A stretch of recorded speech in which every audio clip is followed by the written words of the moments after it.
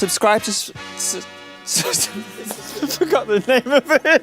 What you get for working with professionals. Interesting. All right.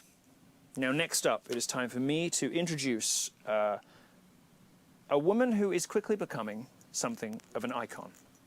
She is a rising folk hero, an activist. She has produced some of the videos that have been the most extraordinarily uncomfortable viewing, especially for uppity, overeducated white liberals. And she is absolutely fearless. We love her. She's remarkable. She is Bevelyn Beatty. Please welcome her. Don't give me your mansion. You have to scooch. I'm sorry. It's a bit. Now come sit with me. Come sit. It's perfect. Now we didn't plan this.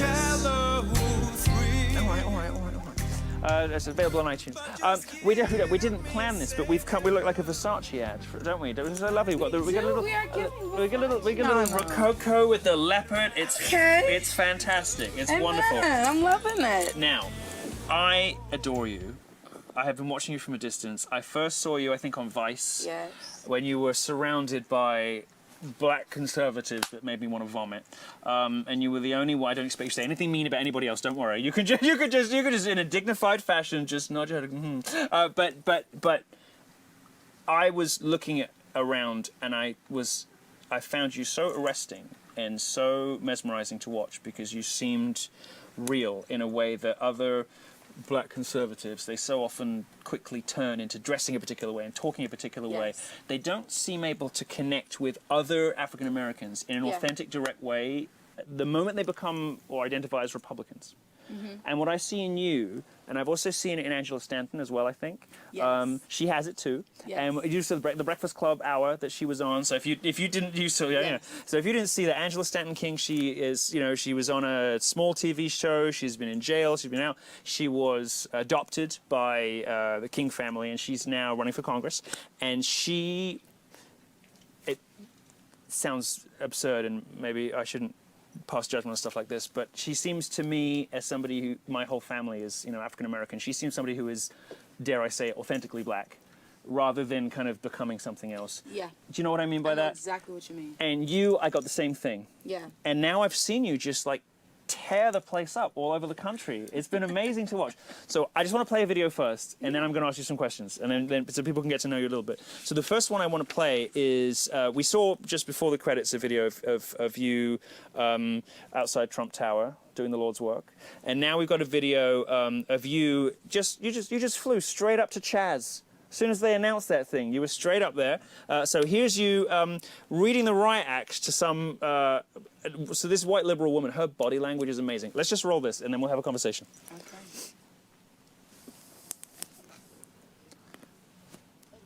I don't want to like fake news. This is the thing. I know people don't like Trump. I understand that. But let me tell you something. If I had to pick between him and Joe Biden, I'm not voting in Joe Biden. You want to see a bunch of black people go to jail by the next 4 years? Put Joe Biden in. Watch what happens. You want to see black men get killed substantially? Like you've never seen before? Put Joe Biden in and watch what happens. These Democrats, and I'm sorry to say this, I'm not trying to be racist, but they hate black people. These are the same people who fought to keep slavery in. These are the same people who built the KKK. These are the same people who hated us from the beginning. The Republican Party is the party of the blacks. Blacks free, the Republican Party is the only party that the black people actually assisted in finding. But all of that history has been torn away. People say, oh, there was this big switch. There was never a big switch. The Union won because we had grown in the industrial era. So we were able to get trains and get supplies back to our soldiers while the Confederate was still riding horses. They were not able to get supplies back fast enough, right? So what happened was once slavery was abolished in the South, the people in the South could no longer make their money from slaves. They had to move to the North to work in the industry to produce. And so the people in the North that already had established themselves in the industry moved to the South. And so that's where it was a transfer of people coming from the South to the North and people coming from the North to the South. There was never a big switch. So the same Democrats who hated black people from the beginning are the same ones who hate us now. And they use our cause. How did Black Lives Matter turn into something about... Find all that stuff online. We won't waste any more time with that since we have you in studio. Where did you come from? Oh, man. Where did you come from? Came from the south side of the kingdom.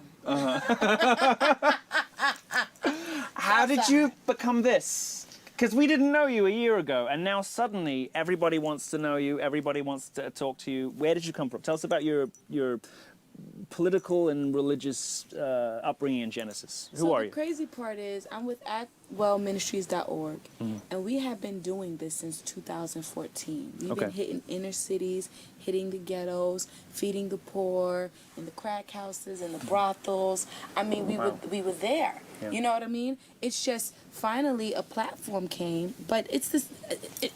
We've been doing this for so long, you know what I mean? And I believe that's what's really pushed me into being more of a conservative, because I see what these Democrats and what these liberal-minded people are doing to our people firsthand. So you didn't start necessarily from a political place, but you found yourself drifting to one side through what you've learned and what you've seen. Yeah, and through Christ. I mean, I got saved first. Let me tell you, I got saved because I went to jail for 7 days. Oh, wow. Okay. Yes, and while I'm sitting in jail, what did you do? Money laundering. Okay, well, that's not the worst thing. I mean, I ain't murder nobody. No, I mean, who hasn't done a little bit of, that's basically tax evasion, which is, you in sin. It is what it is. So, it takes some skills to do money laundering. I mean, that's not, look, it takes some, I've never done it, I wouldn't know how. So, yeah, I was in jail waiting for 7 days for my dad to bail me out. And while I was there, I met a woman who told me something about myself. She was, like, very prophetic. And no one knew this, but I was dealing with severe depression internally. Right. And she told me about a night. I was out at the bar with my friends drinking, typical, dropped out of college, partying, hanging with the friends, party. Everything's a party. And I came home that night, and mind you, my roommate was gay. I'm going to tell you about him. He was a trip. My roommate was gay, and I go into my bathroom, and I turn on the water because I don't want him to hear me crying. And I just start crying and wailing, and I find myself on the bathroom floor. And I'm just crying out because I'm really so lost and desperate. Money wasn't cutting it. Sex wasn't cutting it. Drugs wasn't cutting it. Partying wasn't nothing. You had the hole. It was such a humongous hole. Yeah. And no one knew about that night. But when I met that lady in jail, she told me about that night. And I knew it was God speaking to me, because I'm like, no one else would have known about that. Yeah. You got your little mediums and stuff that may lean towards it, but they never tell you directly what you did. Yeah. Maybe they can tap into a little something, but they don't have the spigot. No. Never. So, I mean, once she told me that, I knew God was speaking to me, and I was like, you know what, Lord, I'm going to surrender. And she told me if I don't change, I'm headed towards death. Right. And so for me, I was like, okay, Lord. But that's the route, right? With the drugs and the sex and the money. I mean, I had a pretty messy 20s, So I'm. Yeah. Okay. Yeah.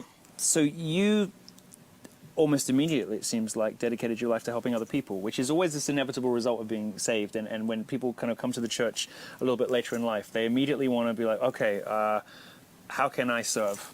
And it's almost the first question people ask. It's one of the best things about Christianity. It's one of the nicest things that people come out of this. They immediately ask, like, how can I help other people? Yeah. So you are going into brothels and going into deprived areas. And before the politics stuff, before Trump, what were you telling them? What were you saying? For me, I was just giving them the scripture, the gospel. I didn't see through the lens of conservatism just yet. I only seen through the Bible. I only seen someone who was hopeless and broken like I was. I mean, I had 3 abortions, been molested. I mean, I come from real hard situations. Yeah. So I was able to relate to people based off of that alone. Yeah. But as I was going into these neighborhoods and into these deprived areas, I'm like, wait a minute, how did it get this bad? Like, I know what's going on, but why is all of this going on? And that's when my mentor, Edme Siobhan, started to really teach me and show me how much conservatism and the Bible align up, and how much liberalism and what we see out there lines up,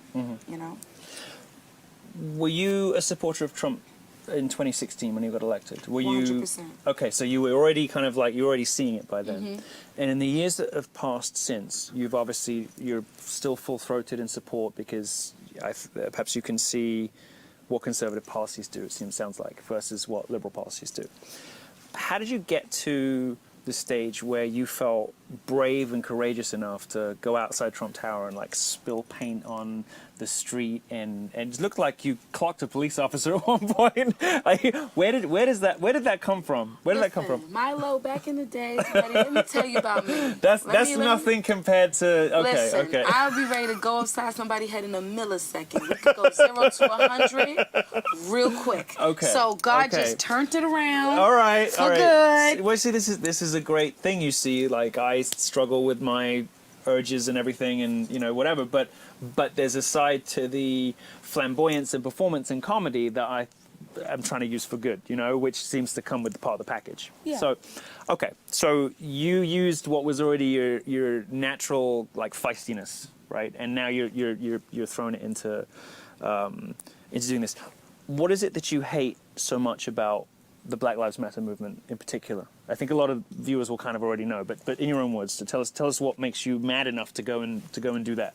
So the crazy thing is, I was just talking to my sister about this, and I'm like, Nene, what are some of? Do you know any of my trigger points? Like, what gets me? And so she says, you know what, Bevelyn? I would say the two things that tear you up is disrespect, and when you try to play me like I'm stupid. Right. If you want to see it like me get in my bag, treat me like I'm an imbecile, or try to play games with me, and now I'm gonna be like, okay, you want to play games?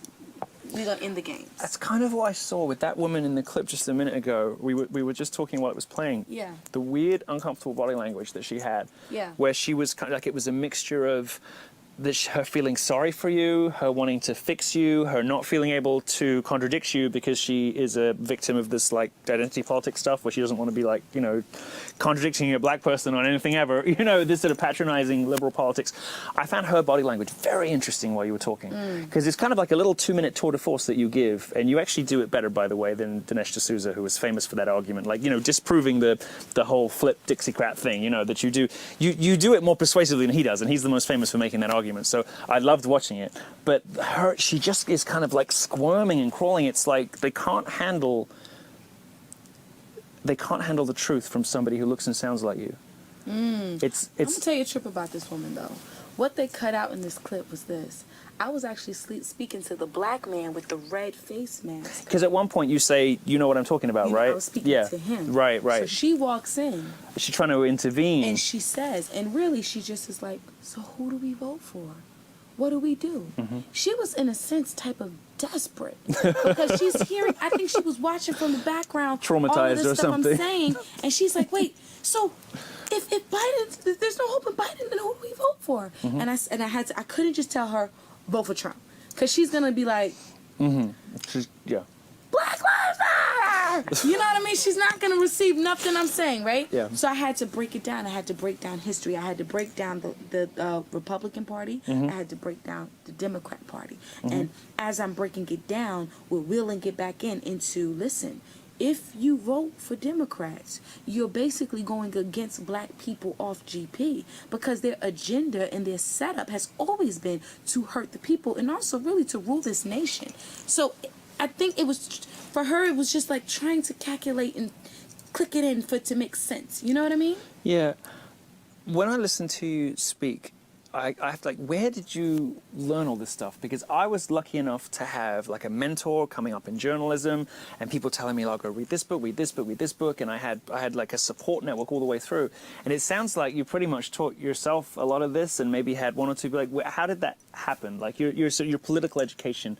Because I'm thinking to myself, so my whole family is African American. There's like young kids in the family who I can see are a little bit politically minded. Yeah. And I'm like, how do I talk to these kids? Because they don't want to pick up book or any of the stuff I read. That's not they're not gonna be able to relate to that. They're not gonna hear it. Yeah. How did it unfold for you? Like, what did you read, and how do you know so much about all this without all of that? My my mentor, she is a teacher. She teaches even when she's not thinking about teaching, and she's such a teacher, and I believe God placed us as a dynamic duo because I'm such a student.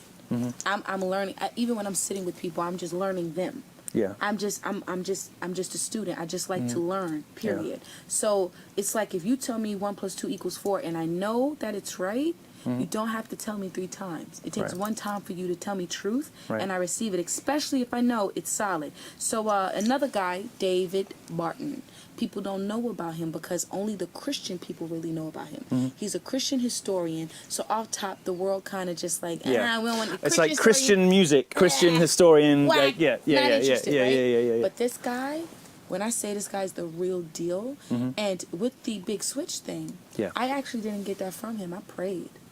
He had something similar to what Danish had. And he has actually more dates, more facts even than Danish. It's like lit. David Barton is no joke, right? Okay. And proof, artifacts to back up everything he's saying. Right. All, 100% receipts.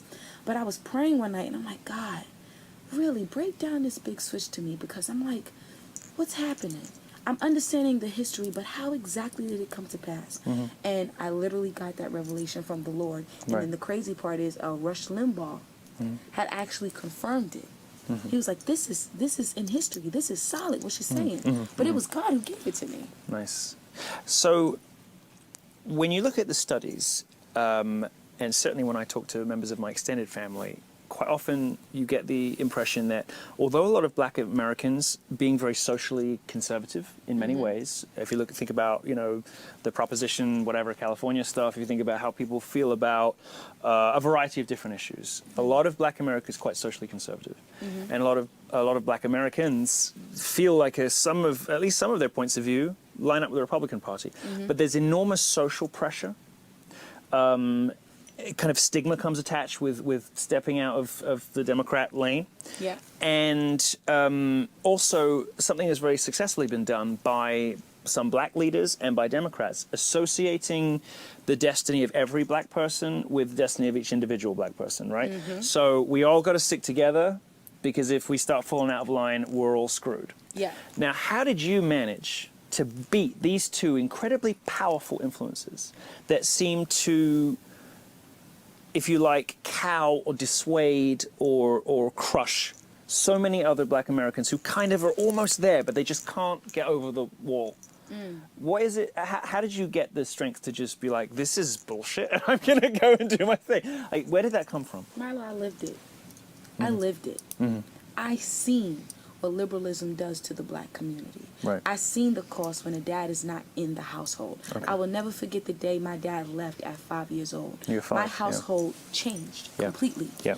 It was normal. It was structure. My dad was like the masculine, rough one, kind of kept the authority. My mother was tender, loving. She would cook. It was just such a perfect balance in the household. And of course, as a kid, you don't realize that. You just think mommy and daddy. But the moment they broke up, When mom has to be the rule maker, things begin to go wrong, right? things shift. And I mean, for my mom, she was young and she was submissive to being a family woman because she had my dad. Yeah. Once they broke up, middle fingers to all of that. It's like, listen, I've been held down by him for 12 years. I ain't really even get the opportunity to do me. Party time. So now you're seeing different men in and out of the crib. You're seeing cocaine. You're seeing... You see a lot of that with... We'll talk about absentee fathers, because I think that's kind of like the key issue hanging behind all of this in many ways. But when you look, for instance, there was a huge study the New York Times published I think about 6 months ago now, and it said that if you take black children and you put them in wealthy homes like foster kids, black girls do much better than they would have where they came from. But black boys don't. And some of the problem here might be cultural, attitudinal, the way that men are spoken about by the 3/4 of women whose kids don't have dads, the 3/4 of women who were left by the man who left over the child, and how they talk about men and how that affects young boys, So there's all kinds of stuff like muddled in and messed in with this. But are you of the view, as a lot of black conservatives are, that underlying all of this, the big thing we have to deal with is just fatherlessness, and that's really responsible for the majority of the racial disparities you see, the social problems? Is that your analysis as well? I would say second to sin. Okay. Second to sin. Okay. And I say that because, they set up a system for us to fail. Let's keep it 100. Yeah. Lyndon B. Baines Johnson said it himself. I would give those Negroes enough not too much, Yeah. that'll keep them voting Democrat for the next 200 years. Yes. Margaret Sanger. They Yes. all had a plan and a strategy to see our demise, and we were just like the testing tube for what they really wanted to do with America, but they wanted to start with this population at first, right? So now, yes, they set up these systems. Yes, they pushed these cards against us, but yes, we took it. Right. We took it. Because there's a personal responsibility element, isn't there? It's like all these things were done to you, and the system does this, and you have the inheritance of this, but you still know as a human being that you should not go out and shoot somebody. You know that already. Come on. Right? It's like, you know, I mean, it doesn't matter how bad your life is. It doesn't matter if you never went to church. You know. Don't shoot nobody. You know that you Why can't. are you shooting people? Right, you know What the hell is wrong you with know you can't go out and just kill people. Like what? Right. Okay. So that's let's drill down a little bit into that sin for a second, because you'll probably agree with a lot of conservatives about some of the social problem stuff, the fatherlessness, all the rest of it. Let's talk about the sin for a little bit. When you say the system is kind of architected to make people sin, dig down into that a little bit for us. Talk to us a little bit more about some examples and things that have made you upset, that you've seen these injustices kind of baked into the system. Okay, so welfare. Right. Welfare is implemented as a government-based system. They have regulations, and with these regulations, if you follow them, you can get your rent paid, you can get food, you don't have to work as much. You can still work like a little part-time job, but as long as you don't pass their regulation of income, you can still have solid stability given to you by the government. But they have these crazy, these perverse incentives, like you can't have a man in your life. You can't get married. Right, so like you'll lose your house if you do the one thing that would really help your children, which is get a man in their life, right? You can't have a job, and you can't get a new husband or get a boyfriend. It's like, I mean, it's not a mystery why these houses are dysfunctional when the system is not just kind of like implying or suggesting, but specifically forbidding the two things that you should do. That push you. Exactly. That build your home, your household, your lifestyle. Right. They're telling you can't have it. And this is what pushes people into the destructive behaviors. Yes. Perfect. Because now, you know, if having sex out of wedlock, okay? Yes, we are designed as human beings to be sexually active. God created that in us. It is normal.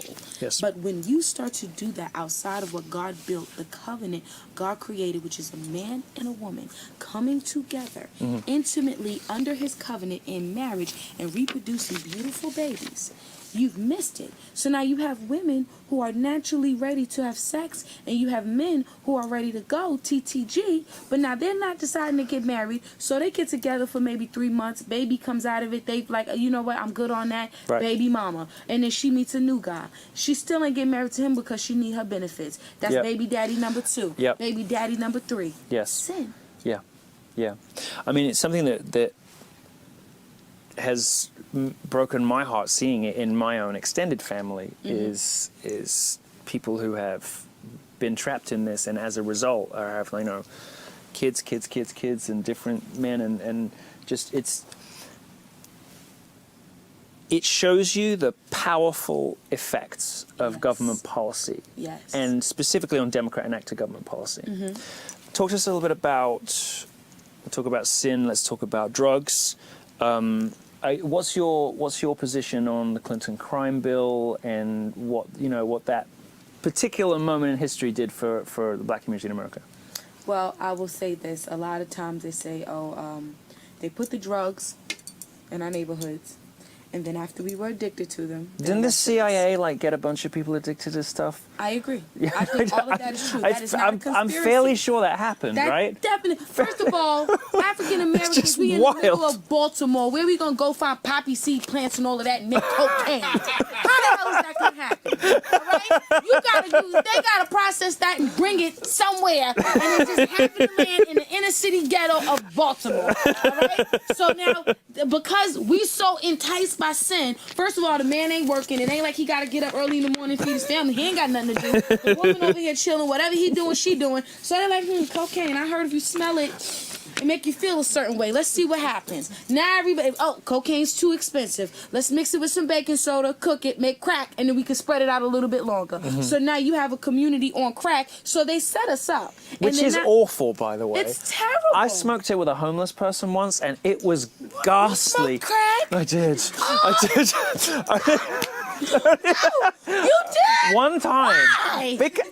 I came out of a club about 7 a.m. in London, and I was walking to my house, and I was like, walk off the booze, walk off the whatever. And I just, this homeless person asked for money, and I just got talking to him, and I just ended up taking a couple of... I didn't like it. It stinks. Oh, it's horrible. It's horrible. You can smell it. People don't know if you don't think you can smell crack. You can smell crack. No, it's horrible. Crack stinks. It's awful. It's awful. Ooh. Yeah, no, I know. Well, thank God I know. you wasn't addicted. Long time ago. Oh, long praise the time ago. Lord. Now, I don't think I ever told anybody that before. No, it's not the worst thing I've done. Here's something I've noticed that is really upsetting and worrying. Now, normally, with immigrant communities, what will happen, and you say, take Britain as an example, right? In the 1950s, whatever, you've got large numbers of Indians and Pakistanis who come in from the subcontinent in Asia. They come in, and first of all, they do the manual jobs, or they're on welfare, or whatever, but they start to move up the chain as they become integrated into the system, into society. So the second generation are shopkeepers, the third generation are doctors and lawyers, and before you know it, they're indistinguishable economically. Yes. And educationally. Yes. That happened to Black Britain, for the most part.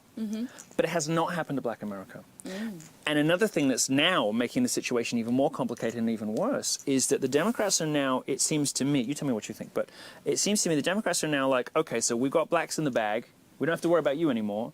So now we're going to pander to the Hispanics. And now we're going to focus on the Hispanics. Yes. And what you're just starting to see through, because now we have like multiple decades of 500,000 illegals coming over the border, you're starting to see Hispanics leapfrog over blacks. And now it's the Hispanics who are the shopkeepers. And then the Hispanics who become the lawyers. And Black America's getting left behind because the Democrats have sort of said, well, we got what we wanted out of you. You're always going to vote for us. So we can now put our attention here.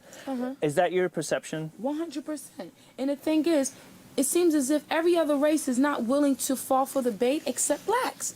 We are the ones falling for it. Let me tell you how real it is. Well, let me ask you a difficult question then. Yeah. Why? I'm going to tell you. Because that's a tough question. That's the one nobody wants to ask. I'm going to say it, though, but is you ready? Look, nobody wants to be the guy to ask, but I'm going to ask you. But is you ready? Why is it y'all? Okay. Give it to me straight. Tell me. I'm going to tell you straight up. What is it that Black America's getting wrong?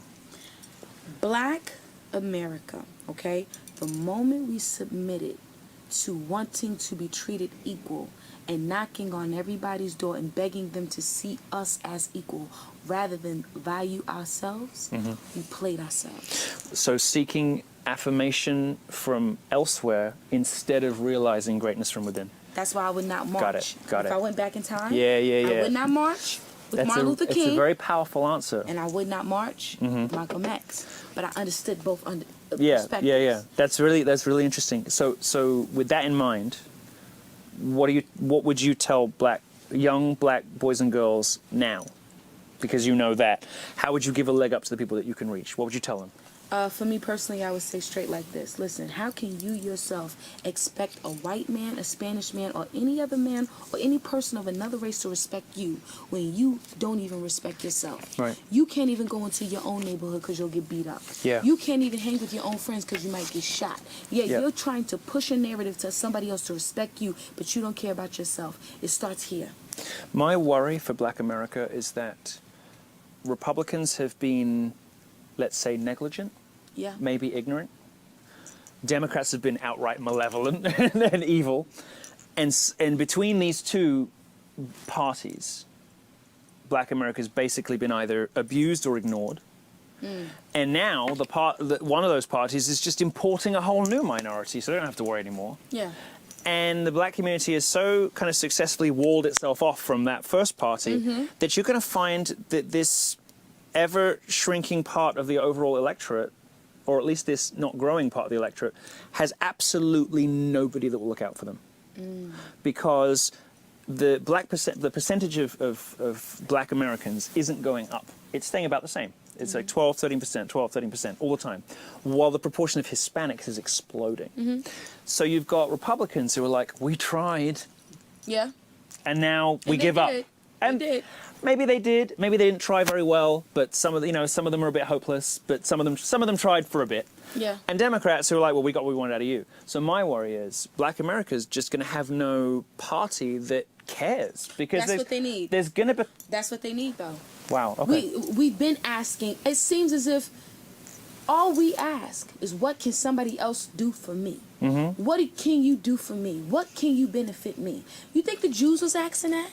You think the Hispanics were asking that when they were coming from Mexico? It's not what you see when they come over. They ain't asking for nothing. Start You their got shops Juan, Julian, whoever else. There's 10 of them living in one bedroom apartment. Julian. 10 of them can fit in a car. Chadwick. They get up together. Chadwick's had sex with 8 of them. They will work. Mexicans, you know this. Hispanics. Let me tell you, I've been very lucky in my life, and I've had a nice upbringing, and I've had some career success. So I've always had somebody to help in the house. Yeah. And I've had white housekeepers, I have had black housekeepers, and I have had Hispanic housekeepers. And I want the Hispanic ones every time. They gonna work. They work so hard. They're grateful. They work hard. They show up on time. They're never complaining. My experience is, I mean, you know how things are. Basically, if you don't mind me being blunt, the white housekeepers and maids I've had think that the work is beneath them, so they don't do it properly.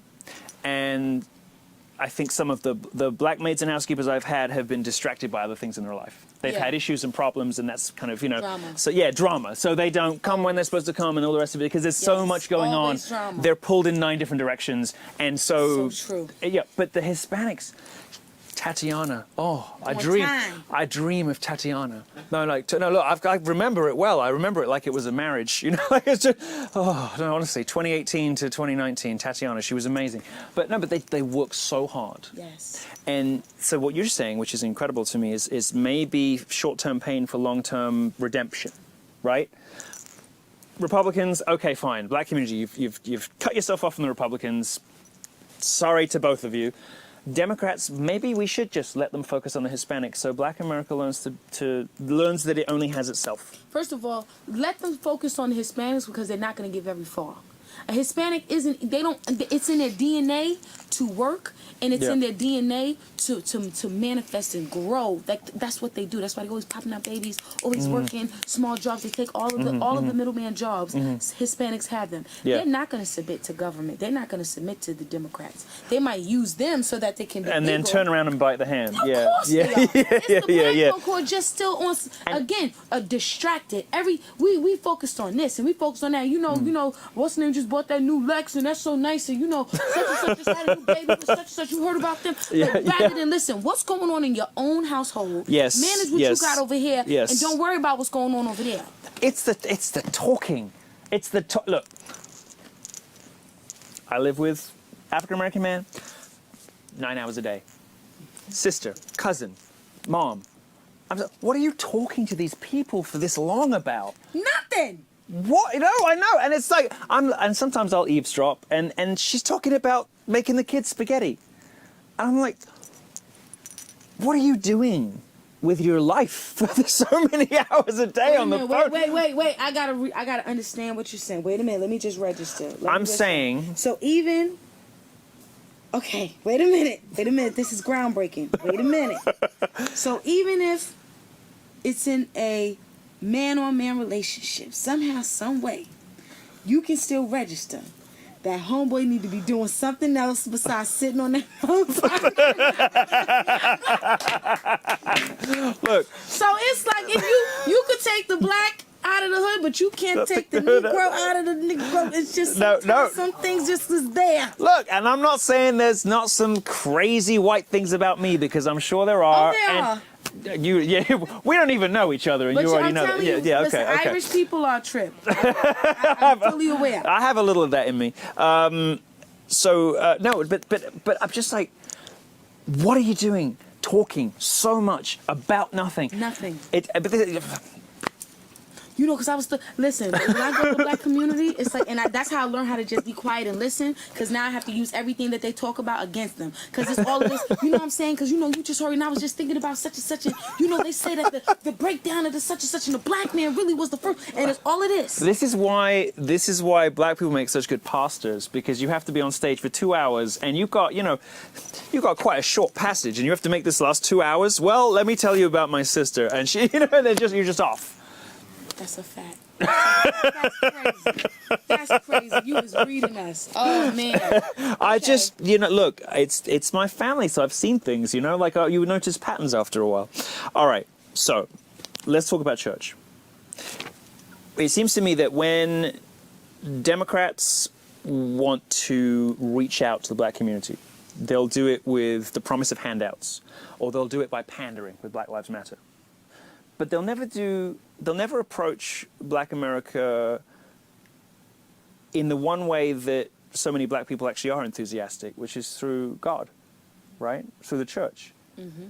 I mean, if you think about what's the one time where you see black folk really like present and not on the phone, and it's in church, not distracted. It's in church, like fully thinking and present and there.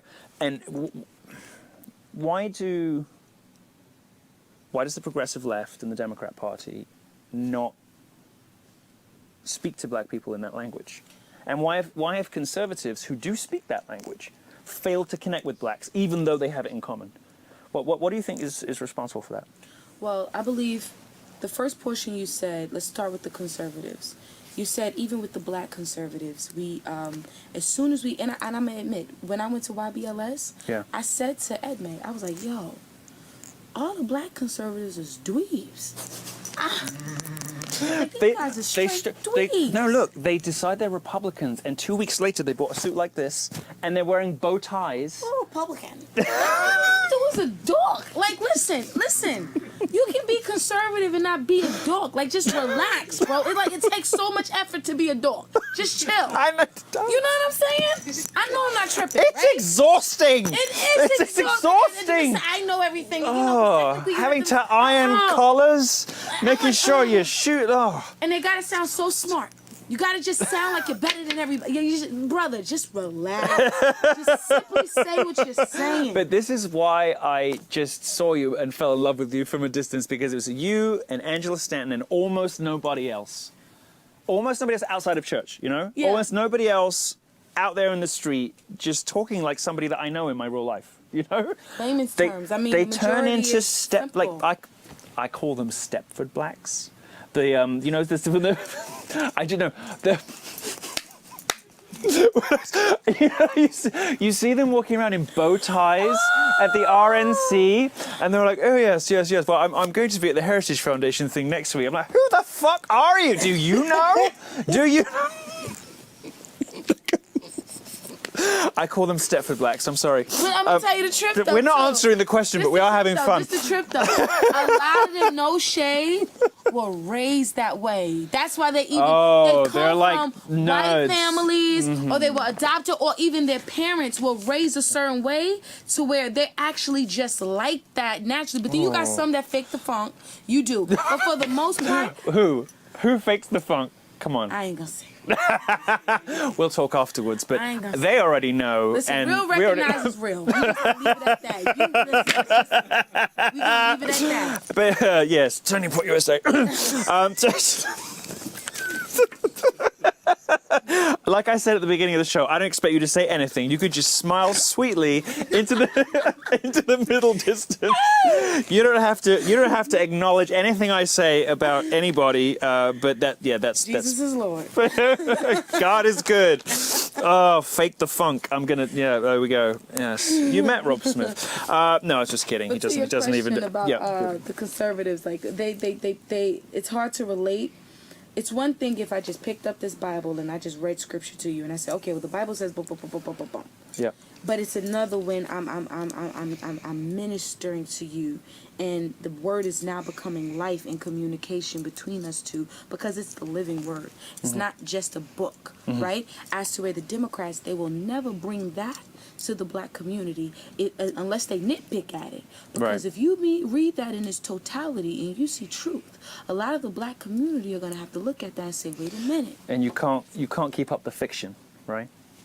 Because you can only maintain the arguments from the left either in bad faith, like knowing you're lying to yourself, or getting your facts wrong, because you've been told the wrong numbers or something. Now, I saw, you know what, I think I'm going to have to, I hate doing this, but I'm going to have to bring it out on my phone because I forgot to print it before the show, but I'm going to show you something that went up on the official Black Lives Matter Instagram. Oh, don't piss me off. Let me see. It's just amazing. It's absolutely amazing. And I shared this with Surely They Can't Be This Stupid. They can't be this stupid. So it says, stop believing stereotypes that are told about black people in America. And then it has a list of statistics. So it says, for instance, murder is 44% white and 53% black, right? And fraud is 65% white and 31% black. And they go through all these FBI crime statistics. The thing that they're missing is proportionality, right? They're missing the fact that it's 12.5% of the population in these statistics. 50%. Right. So, for instance, 12.5% of the black community does 50% of all violent crime, right? Which is a statistic that the right loves to, kind of circulate and all the rest of it. But it's that kind of like incredible basic lack of facts and understanding of. I mean, it's not even. You can't even call it statistics. It's not complicated enough to call it statistics. No. It's just not being an idiot. Yeah, it's common sense or uncommon sense or but truth or learning these facts and all the rest of it, you can't sustain the Democrat fictions. Once you've begun to look into it a little bit, which is obviously the journey you went on. Okay. So after you were briefly arrested and then immediately released for improving the artwork on the street outside Trump Tower, you went and immediately did it again in Harlem. Congratulations. We love you. What's next for you? What's coming up? Because we want to know where we're going to see you next. There's a lot of eyes on you now, you know. I know. Not all of them are kind eyes. So you're going to have to start. You're going to have to start being careful. Yeah. So what's up? I was just saying in a restaurant, we may have to start watching our food because people recognize you. Well, you hear these stories about Starbucks putting tampons in cops' coffees, and all this stuff happens in New York City. And you see people with finding there was, I think it was an army base. They found razor blades in a pizza and stuff like that. Yeah, they want to get beat up. New York City. That would take the hand of God, because that right there that's crossing every line. Of course. But so next is LA. Okay. What are you doing in Gomorrah? What are you doing up there? We're going to preach the gospel. We're going to sing in churches, the ones that'll let us in. We're going to do Bible studies. Wow. We're going to follow. Nothing could be more dangerous. Nothing could be more dangerous. And we're going to do it. We're going to not wear masks, and we're going to breathe like this. How are you doing? That's what we're going to do. You could be the first and only example of a black Karen. You could be a black Karen. You know, there's all those wonderful videos of all these middle-aged white ladies walking into restaurants and going, that'd be great. That'd be Karen. Great. That's what Karen would do. Well, so the Karens who are like, bossy and want to kind of lay down the law to other people and be difficult and boss other people around, either on the left side, bossing people around for not wearing masks, or you get the conservative Karens who are like, I'm not wearing that. Where does it say in the Constitution I got to do that? I am a black Karen. That's No, it's not. It's fantastic. It's a good brand. It's good brand. Okay, that's next. I'm hashtag Black Karen. At Black Karen, hashtag Black Karen. All right. Before we finish up, Kanye West. Are they going to kill him like they did Michael? It's not funny. It's not funny. They're gonna farmer him off. I feel like Kanye is crying out for help. Right. So if I could tell any viewer anything, I'm going to ask you to just pray for him. Pray to Jesus for him. Don't pray to no false God. Pray to Jesus for Kanye, because Kanye needs help. And I'm not saying it in a mental way. I feel like he's so trapped. Yeah. He's gotten he's got this terrible, excuse my language, this terrible bitch wife who is trying to have him institutionalized. She's trying to have him 5150. You know, she's trying to take doctors down and have his rights taken away. This is what they did. Forgive the homosexual reference, but this is what they've done to Britney for 10 years. Britney Spears has been under a conservatorship, meaning she cannot access her own money or leave the house without permission. And she's been like this for 10 years. And she has a lesbian lawyer and a lesbian business manager in Hollywood who basically have stitched this up together. The reason Britney Spears, when she does appear now, looks a bit crazy, and she looks like she's crazy now. Yeah, because she's been under house. Quarantine has been rough on us, right? She's been doing it for 10 years. She's been locked in her house. She is in a really bad way. I think they're either going to do that to him and have him locked up in the ranch in Wyoming and just let him like release a track every few months, or they're going to do something worse, because the economics of the music business, Michael Jackson was worth a lot more to Sony dead than alive, because they could do whatever they wanted and he wasn't in the way. They could release all the compilations. They could do all the unseen tour footage. They make more out of you when you're dead than they do when you're alive. When you're alive, you're just a pain in the ass. You're an artist who's got ideas about what he should do. From a record label's point of view, it's much better to just have all your demos and they can just keep releasing albums after you're gone. Much cheaper, much better. So, I don't know. Do you have a view on whether there are dark forces circling him, or are you just seeing the guy in pain and want to just focus on that? I absolutely know that there are dark, demonic, secret, illuminating forces Yes. that want PC of Kanye and want him to shut up. But I also know that he accepted Jesus Christ as his Lord and Savior. Yeah. And he's more than a conqueror. And he's Jesus. obviously sincere about that. 100% Obviously sincere You about don't that. have to believe it. Listen, the Bevelyn you see now is not the Bevelyn you first seen when I first got saved. I had to keep walking this walk. Right. And that's the problem with a lot of people. His They just problem think is it's he just has to. perfect overnight. The problem with him is he has to do it in full view of everybody, right? Yes. So he's going through this difficult. He's going through something. It's a trial. Right. You gotta remember, he married a woman that was so engulfed in the industry. His kids were industry kids. But also I mean, there's not a deadly sin she doesn't luxuriate in. There's not a cardinal sin that she doesn't swim in and make money out of. This is my one hiccup with Kim, and I pray somebody would send it to her. My only thing is this: if we are really going to support our spouse, when you see that God is reaching out to them and they are changing and shifting, be considerate enough to respect the change. Yeah. I feel like there is not and you know, this goes back to what I believe about a wife submitting to her husband. This is why I believe that is so important, because usually when a husband kind of shifts, the wife also being submitted to her husband just respects it, honors it, and even when she doesn't understand, she supports him. She doesn't just continue to go left.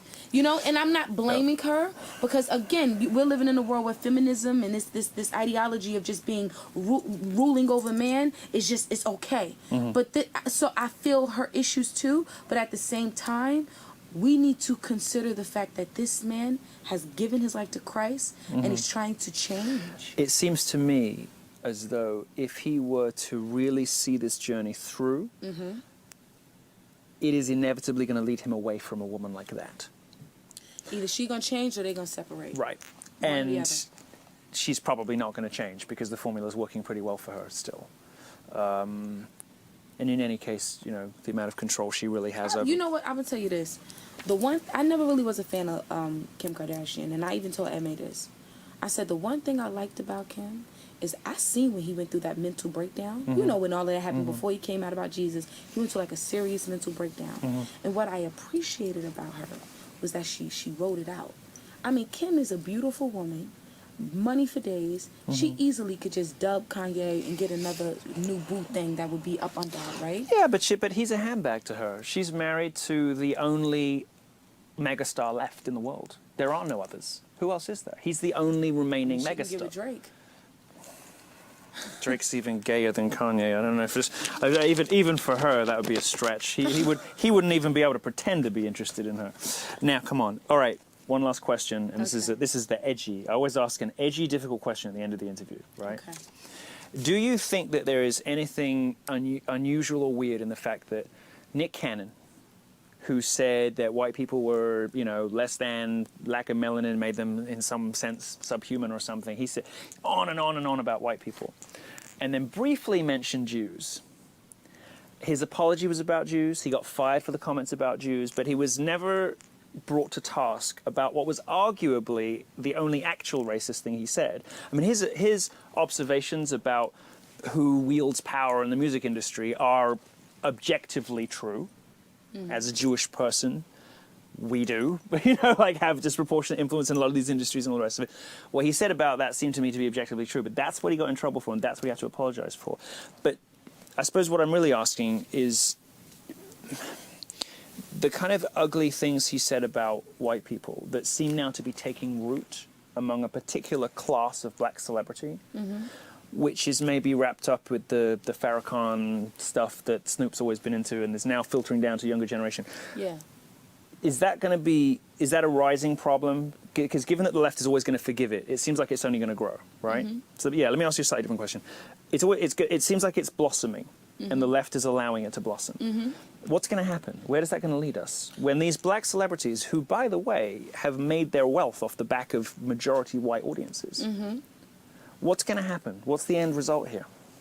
Ah, man. The end result, and I believe not just for black celebrities, but for black people in general, there's either going to be a break in this thick ice where somebody's going to say no more, or there's going to be just basically race war between all of us. Because the reality is these black celebrities have so much influence. And it's actually, the crazy part is this, it is secular Jews that are pushing them. Yeah, it is. Because It is. the secular Jews that got the money, owning the record companies. We had an Orthodox Jew on a few weeks ago who was explaining to the audience the difference between the God-fearing Orthodox Jewish community, who are very conservative, and the secular liberal Jews. Yes. And so it was very nice to have him on the show to be able to get an expert, someone else to say it. I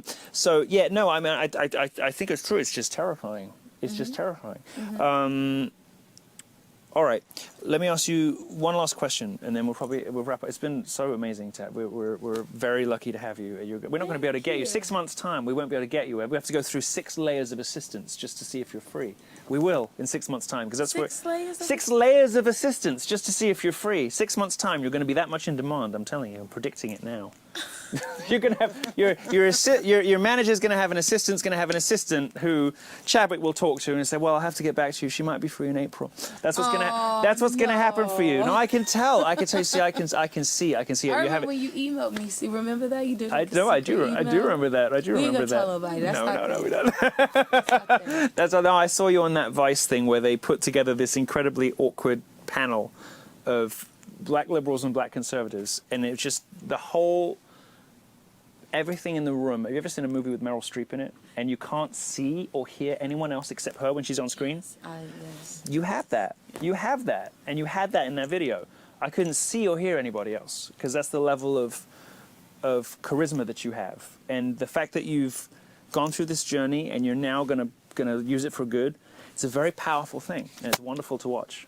And I'm really happy that you came and had a conversation with me. And this show has an audience you probably don't normally reach. So I'm very happy to do whatever I can to spread the gospel of you, because I think you're wonderful. Amen. Yeah, I think you're tremendous. And the gospel of Jesus Christ. Amen. Now, thank you very much for coming. It's been wonderful. Last question. Black Lives Matter. It's producing horrors like this guy who was leaning on a 2-year-old's neck and stuff like that.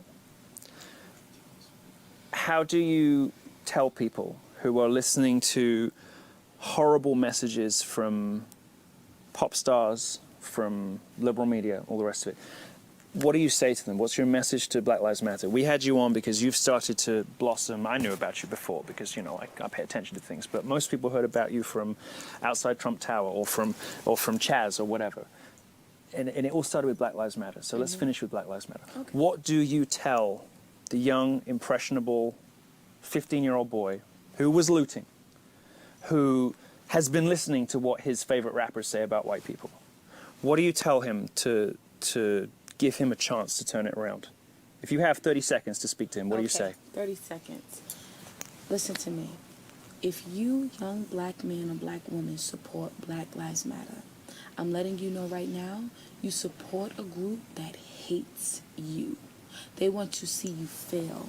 They want to see you running in Nike stores and stealing a pair of sneakers because you feel you have no value and no worth. I challenge you to do your research. I challenge you to dig down deep into the organization and dig down deep into yourself and realize until you accept Jesus and until you surrender your life to him, you are going to continue to be a pawn. You're going to continue to be used by your own and by everyone else. Surrender to the Lord. God bless. Amen. God is good. Thank you. Bevelyn Beatty, everybody. Thank you very much for joining us. It's been wonderful. So again, that was from censored.tv. New content every day, $10 a month. Go sign up now. We got Laura Loomer, Milo Yiannopoulos, Copper Cab, Soph, Joe Biggs, John Miranda. We got conversations with Candace Owens, Cornell West, Ann Coulter, Roger Stone. The list goes on and on. We have live shows where we call in, we read your letters. You can find out more here on Twitter and Instagram. It's fucking awesome.